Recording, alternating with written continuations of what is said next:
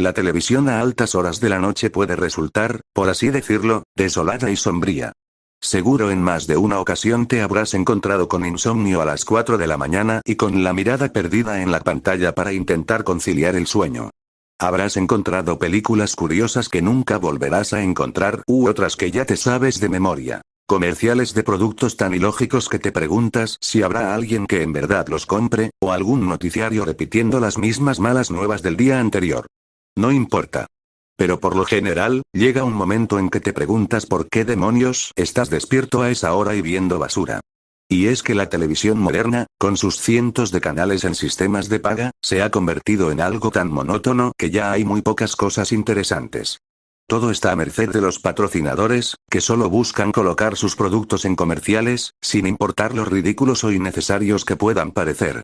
Con todo tan férreamente manipulado, ya no existe esa magia de la televisión nocturna de mediados de los 90. Ese misterio que concluía en películas de horror clásicas y que te quitan el sueño, otras más con contenidos subidos de tono y prohibidos para un chico, y en otras ocasiones, inclusive algo que puede rayar en lo sobrenatural. Pero, ese no es el caso de esto. Verás, si te tomas el tiempo necesario, y cuentas con suerte, para echar una mirada con detenimiento entre la mierda que pulula en los canales durante la madrugada, puede que encuentres algo de interés. Y eso me pasó a mí. En mis experiencias durante años de insomnio clínico, he encontrado cosas digamos, interesantes, en canales de acceso público, de corte religioso e incluso señales extranjeras. De lo que les hablaré hoy, fue algo que llegó de un canal religioso.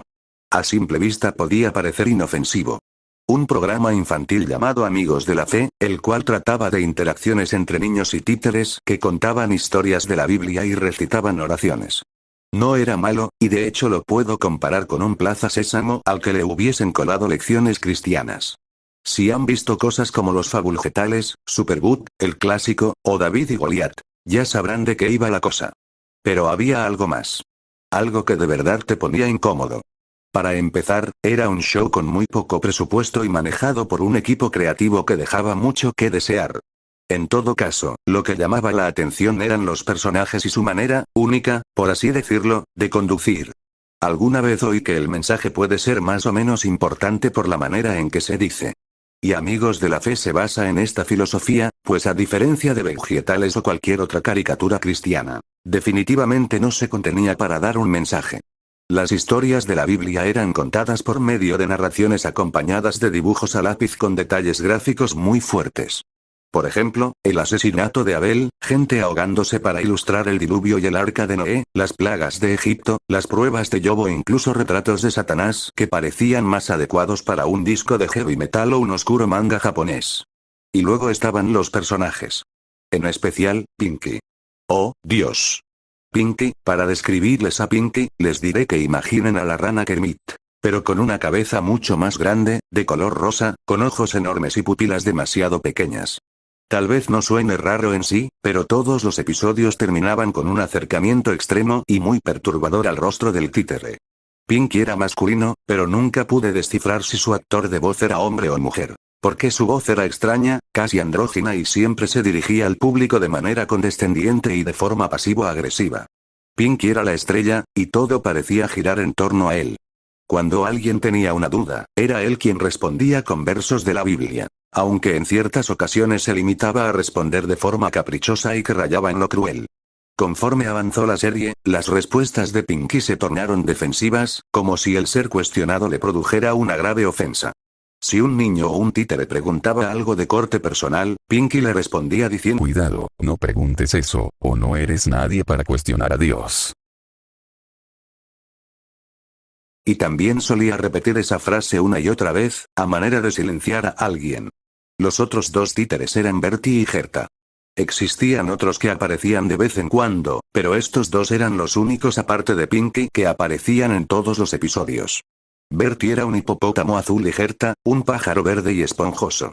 Los dos actuaban como idiotas con el propósito de interactuar con Pinky, actuando de forma curiosa y equivocada para que los pequeños que salían en el show acudieran con dudas a Pinky y éste los corrigiera con un sermón errático y extraño que pronto los hacía cambiar de opinión. Amigos de la Fe se convirtió en un placer culpable para mí.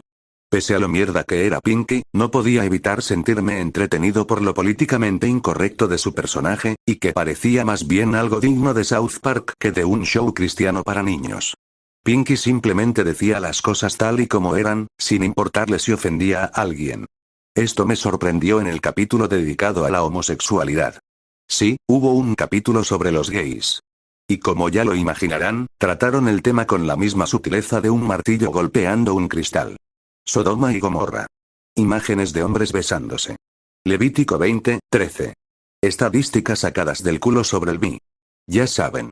Demonios, incluso Pinky comenzó de conspiranoico diciendo que las violaciones en las cárceles no eran más que un plan de Satán para convertir a los hombres en homosexuales. Lo observé riéndome de manera morbosa, al menos hasta la recta final del programa. Una niñita le habló a Pinky sobre su hermano mayor, el cual recientemente había declarado su homosexualidad al resto de su familia. Pinky estalló en carcajadas y empezó a gritarle a la niña, vociferando que su hermano era un marica pecador que se iría al infierno, lo que sin duda la hizo llorar y me hizo pensar en lo jodido de ello. Esa mañana me fui a dormir preguntándome sobre el objetivo en sí del programa. Siempre fue raro, pero los últimos episodios se tornaron tan negros y maliciosos como si los hubiera escrito el tipo detrás de Padre de Familia. Ofensivos.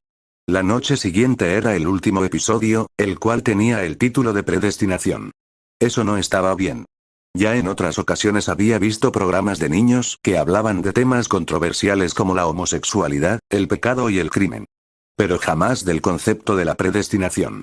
Debo admitir que, en retrospectiva, me encontraba curioso al respecto pero con una sensación incómoda en mis entrañas.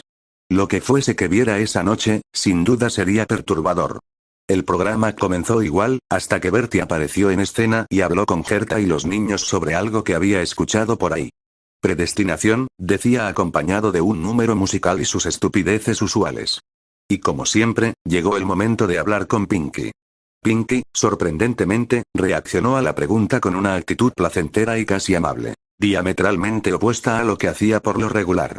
Hasta que un niño le pidió que explicara qué significaba predestinación. A lo que la rana respondió lo siguiente. Algunas personas están destinadas al cielo y otras al infierno. Y después comenzó con su discurso del poder de Dios. El chico, que se veía muy confundido y hasta atemorizado, le preguntó por qué decía eso si Jesús había muerto para salvar a todos. Entonces Pinky dijo algo muy difícil de digerir. Jesús murió para salvar a los elegidos. Los otros niños, que comenzaron a entender de manera gradual la gravedad del mensaje, se veían asustados. El niño de la pregunta anterior observó a la cámara como si dijera «¿Tengo que hacerlo?». Por unos segundos, hasta que reunió el valor de hablar o alguien lo obligó, y le preguntó a Pinky cómo podía saber si iría al cielo o no. Y Pinky respondió. Nunca lo sabrás, no hasta que mueras. Pero si miras al interior de tu corazón, tal vez encontrarás la respuesta. Después se quedó mirando fijamente a la pantalla y hubo una transición a un fondo negro. Pensé que el programa se había acabado, y estaba por cambiarle cuando vi aparecer un título nuevo. No hay redención para los condenados. Entonces, un desfile de ilustraciones bastante gráficas. Esta vez sin mensaje de la Biblia o moraleja. Solo vistazos al destino de aquellos que no habían sido elegidos. Una pareja abrazándose antes de ser achicharrados por un muro de fuego. Gente con los pies encadenados al piso, siendo devorados por demonios. Personas empaladas en grandes estacas, con demonios voladores rondando a su alrededor. Un lago de fuego, lleno de hombres, mujeres y niños que se achicharraban lentamente. Monstruos gigantescos y horribles luchando entre sí, sacándose los ojos. La música de fondo iba acompañada de gritos y lamentos, con algunas frases de Pinky. Esta es la cólera del Señor, y me hace feliz ver a los pecadores sufriendo. Esto continuó por unos minutos hasta que finalmente hubo un corte abrupto. Esperé ver los créditos, pero en esta ocasión fue distinto. En lugar del texto ascendiente en fondo negro, apareció una toma del estudio, donde se podían ver incluso las cámaras, las luces del techo y los micrófonos. Y sin rastro alguno de los niños o las marionetas. Un hombre con una capucha negra entró a la habitación y procedió a bañar todo con un bidón de gasolina, para después incendiarlo. El camarógrafo lo siguió a la salida del estudio, y la última escena mostraba al encapuchado y al camarógrafo riéndose como maniáticos mientras arrojaban a los títeres en un horno. Con la toma final siendo un acercamiento a Pinky quemándose, después dando con los créditos ordinarios.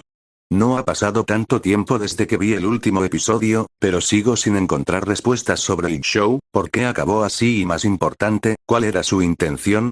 Tengo algunas teorías, como que pudo tratarse de una parodia bastante buena como los Crank Yankers de MTV, o tal vez el show era la manera de vengarse de un creativo al que le habían cortado los fondos a media temporada. Tal vez solo estaban locos.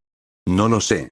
Lo único que sé, es que hay una posibilidad de que, a esas horas de la madrugada en que no hay más que infomerciales y películas, te puedas encontrar con una repetición de Amigos de la Fe. Oh, y créeme. Te vas a sorprender.